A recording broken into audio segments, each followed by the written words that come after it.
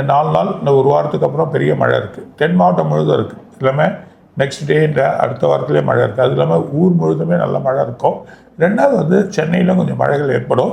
வேறு ஒரு ஊரில் ஒரு கிராமம் ஃபுல்லாக மழையாயிடும். ஒயிட் கண்ட்ரி, அதாவது முக்கிய வெள்ளை நாட்டில் ஒரு மிகப்பெரிய காடு சடனாக பற்றிக்க போகுது. யாருமே எதிர்பார்க்க மாட்டாங்க. அந்த நிலைமை ஏற்படும். ஆலயத்தில் பெரிய பிரச்சனை ஏற்பட போகுது. அழுகையோட குழப்பம், சில பிரச்சனைகள் ஏற்படுது. நாடு முழுதுமே பிரச்சனையாகும்.